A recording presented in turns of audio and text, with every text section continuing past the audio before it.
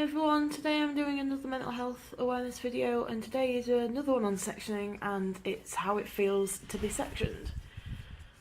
So this is a big topic, and one that's currently quite appropriate in my life, since I'm currently sectioned in a hospital up north in England. I don't really know where to start, so I'm going to start with kind of the rights you have, I think, and then we'll go on to how it actually kind of feels and how it affects you. So your rights are you can't leave the building or the grounds of the hospital without written permission from the doctor that is in charge of your care while you are there. So if this doctor doesn't sign you a Section 17 leave form, which is like a pink piece of paper, they write down where you're allowed to go, who you're meant to go with, whether you're escorted by staff or friends or family or whoever, how long you're allowed to go for, and where you can go. So it's usually just like locality, it says. So you can go to the nearby area, but if you've got like a group or something specific, they might write something more specific down on that. But you can't go out of the grounds of the hospital without permission. You cannot leave the doors of the hospital ward without permission. This might not sound like a bad thing, but in my experience, prisoners have more rights than a sectioned patient. They're allowed fresh air, they're allowed exercise. If you're sectioned, you have no rights to those kind of things. You have a right for treatment, you have a right for care and dignity and things like that. Your human rights are still there. But there was a time I was in hospital and I'd run off quite a lot, and so they said, right, we're not letting you off the ward, you're just not allowed to leave anywhere, you're not even allowed cigarettes down in the courtyard. Everything was just cut. And I was going mental. Like the windows in that place barely open, so you're not even getting fresh air. That was like a month of being trapped in a building that I hated being in, with people I was scared of. At that point, the patients weren't too well. And it was awful, absolutely awful. I felt like a caged animal in a zoo, like not having that freedom to be able to leave somewhere when you want to leave, or to be able to just go get your own privacy and get some space, some fresh air. It's really claustrophobic. I don't so much get claustrophobic in spaces or like in lifts or things like that, but when I'm in a hospital, I get a feeling that I imagine is very similar, in that I feel trapped, I feel like I can't get out, I feel like I can't escape, I get panicky. If you're not sectioned and you're on the ward, they'll usually let you off with the nurse's permission. So if you just say like, oh, I want to go for a fag, or I want to go for a walk, you're allowed. Unless the staff think you're a risk at that point, they'll just let you go, whatever. If you're sectioned, you have to, again, as I say, have a piece of paper signed. If the doctor writes it up and forgets to sign it at the bottom, it doesn't count, you're not allowed your leave. So I've had that happen before, where I've been told, oh yeah, you go out with your dad and you can do this and this, and I get so excited for it. I'm like, I finally get out, I'm seeing my dad, I get to go somewhere away from the hospital, and then I come to leave and they're checking my forms and they go, nope, sorry, he didn't sign it, you're not allowed out. And that disappointment is awful. You know, you've spent however long getting excited about that time when you're getting off the ward, you're getting to be around people you care about and love, and it just breaks your heart in a way. Like it's like looking forward to something and then being told it's not going to happen. It's that disappointment, and then you get angry because it's not your fault that it's not happening. It's not that you've done something and they're saying you're not allowed. It's someone else's mistake, and that can cause me quite a lot of anger. It's not a nice feeling. It's not nice being reliant on other people for your freedom. It's not nice relying on other people for your rights and for everything that you need doing. When you're in hospital, it's a pretty, I don't say easy because it's not, but you're not really doing a right lot for yourself. All you're doing is working on yourself mentally. You know, your meals are cooked, your beds are made for you, your room's cleaned. All you do is just try and fill the time, try and get better, take your meds, sleep, eat, and that's about it. And so that's kind of nice. Like if you're tired, like I get, like emotionally tired, and I just need a rest, and I get suicidal because I'm so worn down, and I just don't have any fight. Being in hospital can be quite not a good thing, but a needed thing. It gives you time to rest, it gives you time to recuperate, but then of course you also have the worries of the other patients. Like if you have quite unwell patients on the ward with you, there can be quite a lot of yelling or banging or kicking off, and that can get quite intimidating, especially when you first come onto the one and you don't know who's who, who's what, who's what, basically. Who's likely to be violent, who's likely to just be loud but not ever kick off properly. And so when you first enter a ward, it's very, very intimidating. I know the first time I was left on the ward when I was sectioned by my parents, or my dad and my stepmom, I was begging them to let me come home with them, and it broke their heart. My dad said he just wanted to take me home with him. I was crying, I was pleading. I'm like, don't let me stay here, please, just let me come home with you, I'll do anything. And obviously he couldn't. I've been sectioned. Legally, he had no leg to stand on, and he wouldn't anyways. He said to me, you need to be here, you need help. But I just remember that when he left, just breaking down. I felt so lost, I felt so alone. I'm in a ward that I've never been to. I know no one. I don't know the rules. I don't know the time of everything, like food and dinner, tea, when you're allowed cigarettes, when you're allowed to go for walks. It's all very alien. You don't know the people on the patients, you don't know the staff. And until you know who's kind of decent and who to avoid on the staff, that can be quite a worrying thing, because you don't know who you can trust, you don't know who's going to be helpful if you speak to them for a chat, who's going to treat you like dirt. It's an alien thing. And I just remember feeling so lost. I was in a city I'd never been in. I was up in Middlesbrough and I'm from Harrogate. I didn't even know really where I was in the country. My geography of England isn't particularly good. And so I knew I was up north. But imagine, you're a 16-year-old kid, you're away from your family for the first time, you're acutely unwell. I was psychotic and depressed. They actually diagnosed me with schizoaffective disorder in that admission. I was self-harming, I was suicidal. I had all that to contend with, as well as being away from the people I loved, being away from where I knew, being away from my home, my friends, my family. Even school was such a battle, but it was better than being at home, because I felt safer at school in some ways. Because when I was at home alone, I was hearing voices, I was feeling people touching me who I couldn't physically see sometimes, or I would see things, and I'd be alone and there was no one to just say, like, is that really there, am I safe, what's going on? So whatever age you're at, being sectioned, especially for the first time, is a very scary experience. It's not something I'd wish on anyone. And over the years I've learned that it usually is for the best. Not always, but it gives you that chance to get yourself back together, get your energy, get your fight, and then you can leave when you're well enough and you're not going to cause yourself problems or other people problems, which is rarer than when someone gets sectioned. It's more rare for it to be violence or like a risk to others than it is for a risk to self. A lot of people I know that have been sectioned, maybe 90% it's a risk to themselves, and if you are a risk to others and you're being sectioned, you're more likely to go to a secure unit rather than an open unit. So a secure unit, I mentioned in my last video, is kind of, they count the cutlery. They will lock you in your rooms at night, so they know that you can't do anything that you shouldn't be doing.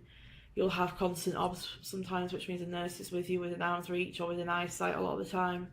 I had that for about 6 months of my 14-month stay in Middlesbrough, and it was awful.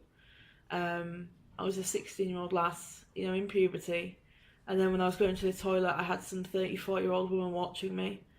It's so degrading and so humiliating to go to the toilet and have someone watch you.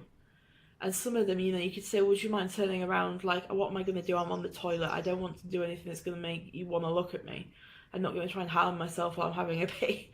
And some of them were like, yeah, you know what, I'll turn around, or I'll keep the door open, but I won't openly watch. I'll just keep an eye. But you have the others that are very jobs worth and no, I'm watching you.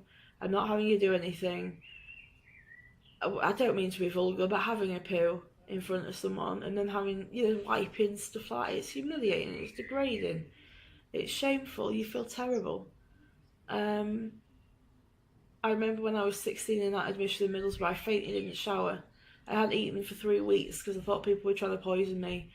I had a shower, I think the heat had affected my blood pressure, I hit the floor, and all I remember is just curling in the ball when I woke up as the nurse ran to me, and I just remember going, I'm naked, don't look at me. And she was great, she stood me up, she helped me get up, she bundled me up in a towel and sat me down. But again, that was humiliating. Having someone see you in such a vulnerable state is really hard. It's not something a lot of us are comfortable with. A lot of us don't like to cry in front of people, never mind be naked or be on the toilet or be showering. I remember once I was having a shower and I was in constant obs, but they'd let me shut the curtain, and they'd leave me to it because they'd see me go in with nothing. They'd see me get undressed. I had nothing I could hurt myself with. And one day I said, "Oh, can I have a razor to shave my underarms, please?" "No problem." Yeah, I was still on obs, so they could keep an eye on me. And I shut the curtain and I start shaving, and then suddenly it's whipped back. And I'm like, "What are you doing?" She said, "I've got to watch you." I'm like, "What do you think I'm going to do with a razor in the shower? How am I meant to, like, do anything that I shouldn't really, like, do any damage with bare feet so I can't smash it, anything like that?" And I just flung it at her, and I was like, "I'm not doing it." Again, it's humiliating shaving in front of someone, like, and I'm focusing on the negatives here, really, I guess. There are positives to being sectioned in that it gives you that peace and time that you need. Maybe not peace, depending on the ward, but it gives you the time away from your current situation, which is usually what's causing you stress and the issues, to focus on yourself, to focus on your own mental health, to work on yourself, to work on your attitude and your emotional state and your thinking patterns. Some wards will have psychologists that you can do some work with. You don't normally do like intense psychological work. It's a lot more likely to be some CBT, cognitive behavioural therapy, which is like changing your thought patterns and your behavioural patterns and your habits. There's like a circle that goes around and you've got to interrupt the circle at one of the points. So at the top you have like your thoughts. Sorry, the top is like your trigger. So say I went into town and there was a big group of people, and then you've got your thoughts. So that could be I got very anxious, I thought everyone was looking at me. Your behaviours, I started to panic and my breathing got tight and I had to run away. And then your feelings, so anxiety, shame, guilt, upset, anything like that. And the whole thing is you have to break the chain in one of those 4 points. I'm not very good at it, and I'm not a huge fan of CBT, but I think it can be a great tool for some people, so it's worth looking into if you do struggle with it. I think more like anxiety and depression. It's probably best for those kind of illnesses. There's also DBT, dialectical behavioural therapy, and that's used more for personality disorders and trauma.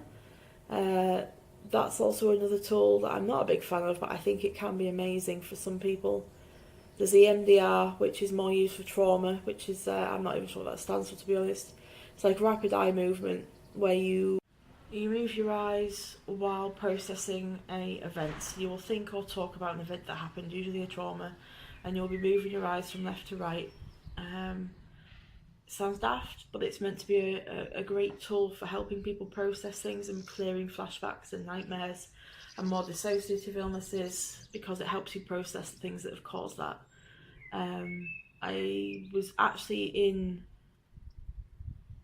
a place where I was going to be doing that, and then I relapsed in my addictions, and sadly, because I was using, I wouldn't be processing my emotions. I would be going home using drugs, and then I wouldn't be processing those things because I was just blanking them out, forgetting them, forcing them out my head.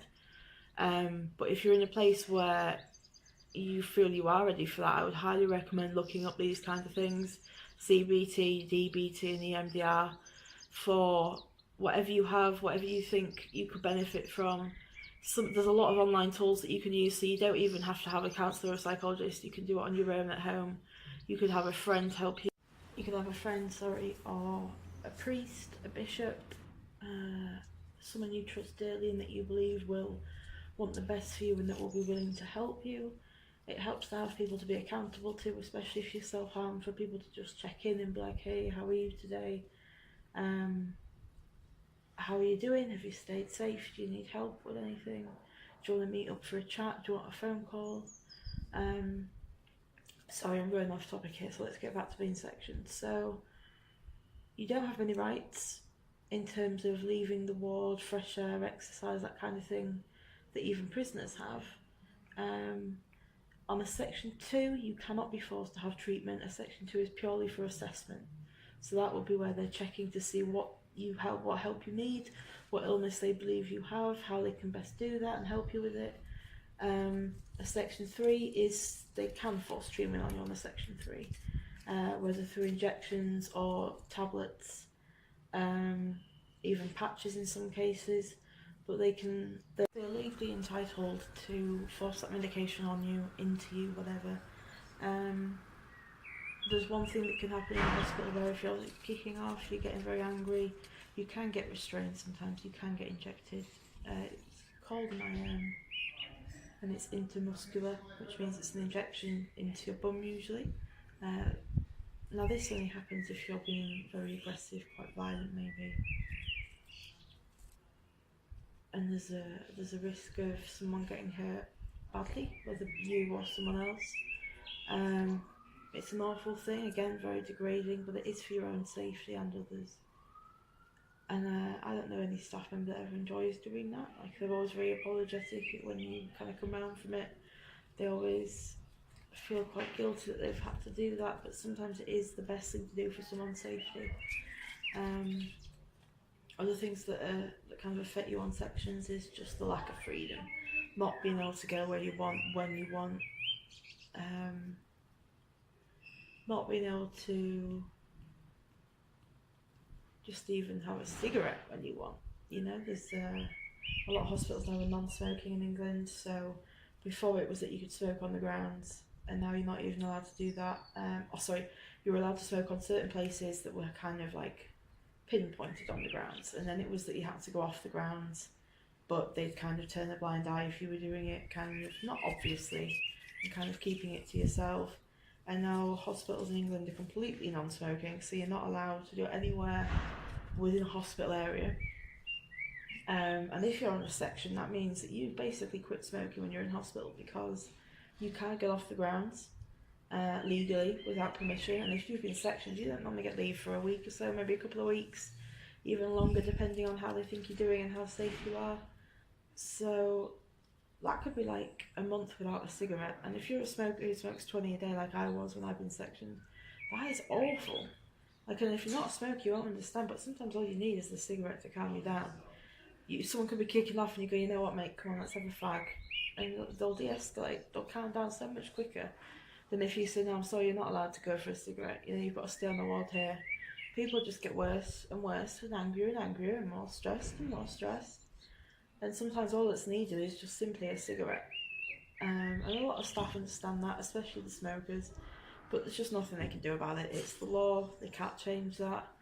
And I must say, I do feel for the staff on ward sometimes when they get smokers that are quite aggressive, because it's not their fault. They're not the ones that made that decision. They just have to enforce it for their job's sake. But it's things like this that you just don't think about when someone's sectioned, that you wouldn't even take into consideration if it's your first time. They can give, when you come into hospital as a smoker, they'll give you things that can help you stop. So things like gum, patches, small e-cigarettes, not like vapes, but kind of cheap versions that will give you the nicotine without having to smoke. It's little things in a section that make it harder rather than the big things. It's the little things like sometimes not being able to make a cup of tea because the kettle's locked away, not being able to go to bed when you want because you have to wait for your night meds at 10 o'clock, or having to wait for other people to have their meds before they get to you, and you could be dead on your feet wanting to go to sleep, have your sleeping tablet, get into bed and be knocked out, and you're waiting an hour while they do everyone else's. I think of other things that are just little things that you wouldn't really think. Another consideration for sectioning is children and pets. What are you going to do about those? So when you're sectioned after you've been assessed and they say they're going to section you, they will try and put something in place for you. They won't just leave your pet at home unattended. They won't just leave your child. They'll try and find either a family member or a carer or a decent and a suitable and safe person to look after your child.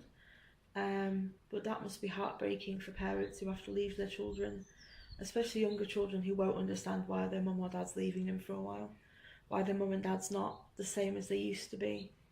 And being taken away from a child for both of people can be quite damaging, both the child and the parent. It can be very scary, it can be quite a traumatising thing. And with pets, they'll usually put a cat, like for example with my dog, they put her in a kennel when I had no one that would take her in. But you worry, you know, that whether it's a child or a dog or a cat, they're family, you know. It's obviously the different extremes. I know a child is probably loved more by someone than the dog, but I adore my dog. And the fact that I was worried about how she was she going to be safe, was she going to be well looked after, that was the stress that I had every day in hospital. I'd ring the kennel every day and be like, how's she doing? But you know they're not going to always be like, oh yeah, she's struggling. Just go, yeah, she's fine. So it's there's little stresses like that, just worrying about your house, you know? Is it safe with no one in it? Is your mail piling up? Are people going to notice you're not there and burgle you? There's a lot of stresses that come from being sections that aren't actually around the admission itself. Um, it's a very hard thing. And being sections can make a world of good in some people because it gets them in a place where they can't do any harm to themselves. They're safe, they're looked after, they get meals, they get to sleep better, they get sleeping tablets so they rest more. If they're using drugs, they're clean, so it's clearing the system out. And yet, there's a lot of issues with it too. But I've got to say, it's not all bad. It's a very scary thing, especially for the first time. It's a very horrible thing to be wrenched away from your home and your loved ones and everything that you feel comfortable around and that you know. Um, but all I can say is that usually it is for the better, that it is for the eventual good of you and your loved ones and the people around you, because you get well and then you get that fight back, you get your energy back. You're not suicidal, you're not a risk to someone else, you're not a risk to yourself. And so that's what I want to leave you with, is that although sectioning is a terrible thing, very scary, very daunting, very hard, there is a purpose to it. No one gets sectioned because a doctor thinks it's going to be funny or it's going to be a good crack. Like, they're doing it to help you. That's how I'll leave it on this video, guys. Thank you for watching. I hope I've helped kind of give you a better understanding. A like and subscribe would be amazing if you don't mind hitting those buttons. And thanks. Cheers. Bye.